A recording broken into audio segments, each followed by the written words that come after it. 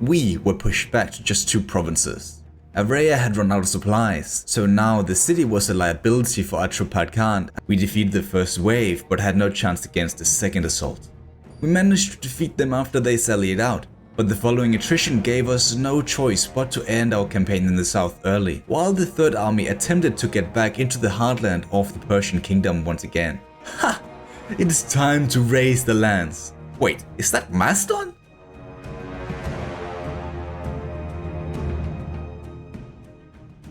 So, Macedon, they're here in Armenia. How did this happen? I'm so confused. Apparently, they control a shit ton of land, just like the Seleucids, who actually have defeated the Ptolemaic dynasty. Luckily for us, the Macedonians seem to be on our side. The fact that they joined the war against Atropatene Khan meant every battle we fought, like this one you can see here, improved our relations with them. So the northwest is basically secured. Unless they attack the newly liberated settlement, whom we are obligated to defend, of course. But the AI would never do such a thing, right? Especially not after we did something so generous as join their war against the RDI. Well, officially, you won't see any Bactrian armies in Thrace just yet. Instead, we made plans to finish off our main threat from the campaign so far. We sent more armies towards the Sakros Mountains. But the Mauryaans were on a counter-offensive, so we had to deal with them too. Despite their superior numbers, I was confident our high-tier army could outperform them.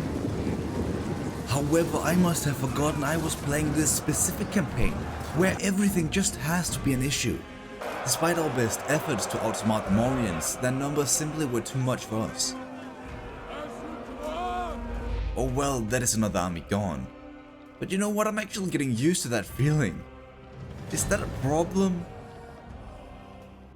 Although we are struggling against the Mauryaans, we were able to strike hard at the Persians, taking their capital for our own.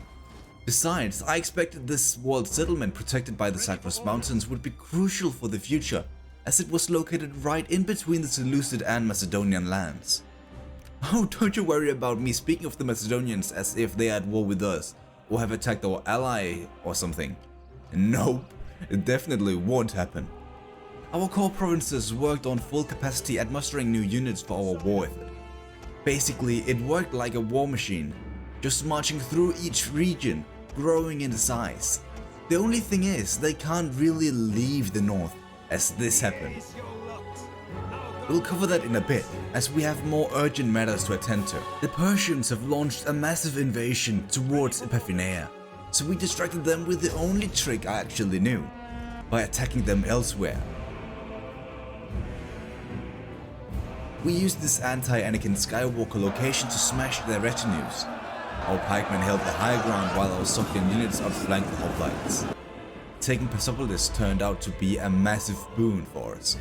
Not only did our economy explode, but we also acquired a new wonder of the world. Furthermore, the neighboring regions appeared particularly weak at this very moment. We just need to replenish our army so we can march out again. This attack diverted the attention of the Persians, making them split up their power. This led to us being forced into making a heroic defense of the city we just captured. Unlike in the Bactrian battle, where we were severely outmatched, we actually had a decent chance of survival here. As the city consisted of multiple layers, we chose to abandon the outer walls.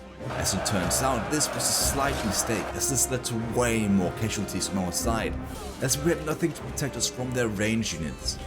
But we prevailed nonetheless. We had to stop our advance for a bit, but we prevailed. We did take out the last Atropatene armies in the east, meaning their last stronghold was in Seleucia. But somehow they still managed to cause trouble. Ragai fell for a moment until our own troops could get the town back in line. After that defeat, the Illimaris surrendered, easing the pressure on our lands even further. Now all we had to deal with is basically the Mauryaans in the south and the nomads to the north.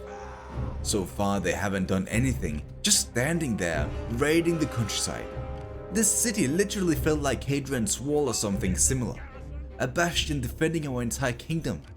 Their hordes were a terrifying sight, but as long as they stay there, they won't be an issue. However, as you might have guessed already, this stance is only temporary.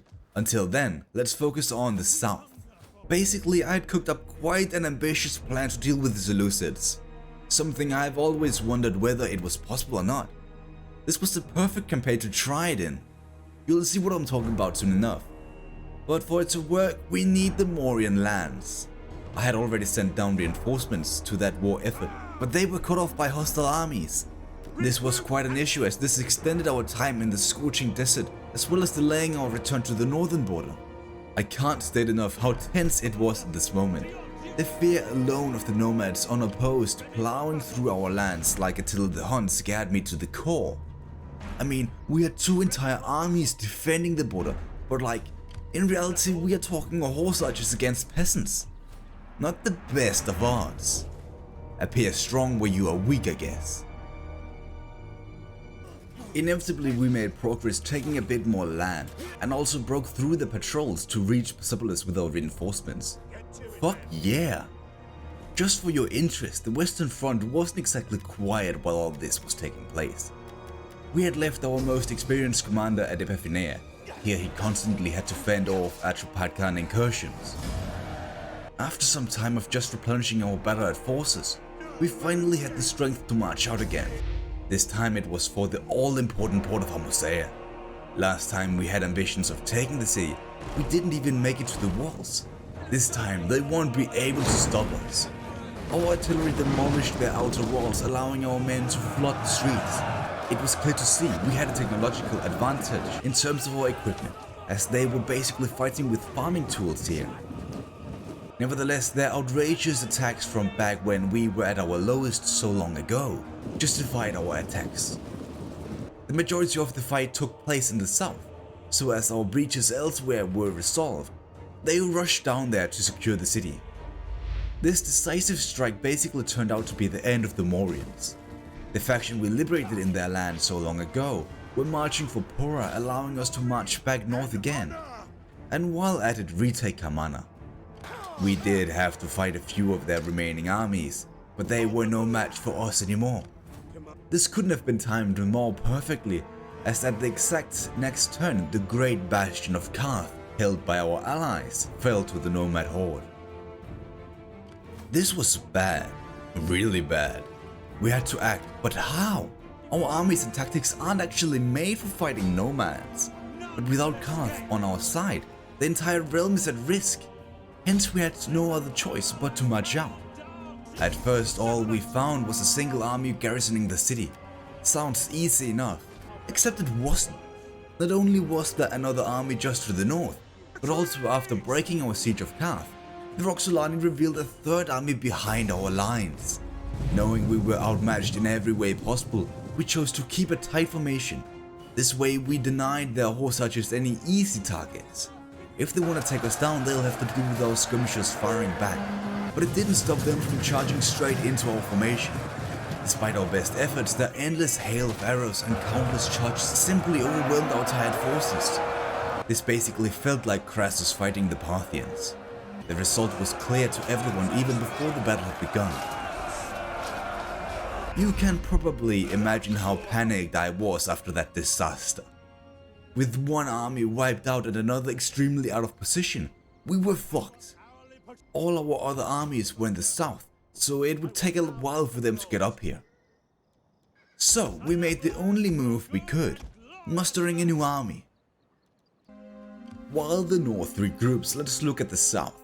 In order to fully occupy the Zagros Mountains, we needed to take Yolao. So we sent whatever forces we still had available to deal with the Persians living there. These were the people we actually made peace with earlier, so we actually caught them off guard. Finally, something easy without risk. Almost. The Seleucids had a massive fleet sailing around in the Persian Gulf. It posed a major threat to our newly acquired port. And as we hadn't really had the need to research anything related to naval warfare, we were severely outgunned on that sphere. Basically what I'm trying to say is that from now on, at least for the foreseeable future, we will focus on naval technology and wharves. It will take a while for it to be ready, but I promise you, it is worth more than just defending a random port in the south. There's a meaning to all of this. Back north we were on the offense again, this time with 3 armies. However, on this occasion we were lucky enough to discover a hidden and more importantly isolated Roxolani army. So of course we engaged. So in an effort to diminish the effectiveness of their arrows, we tried to form up in this nearby forest.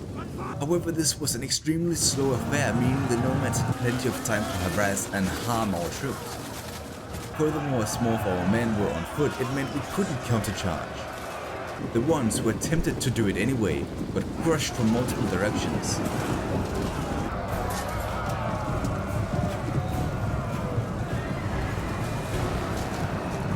This attack was practically a mess. It is no wonder that we lost half our army during this engagement.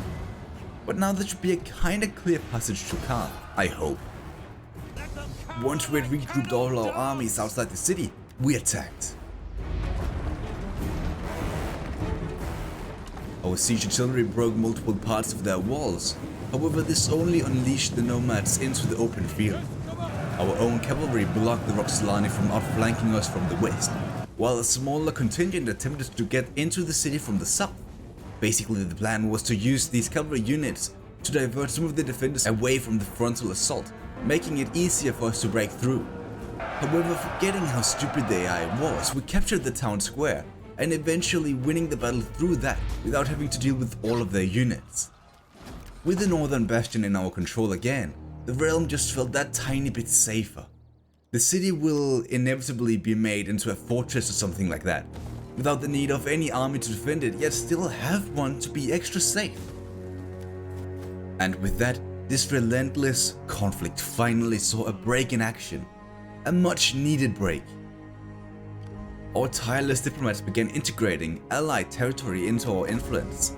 This is not something I'll talk too much about in the future, but basically we ended up getting control over the entire East. Such a cool feature.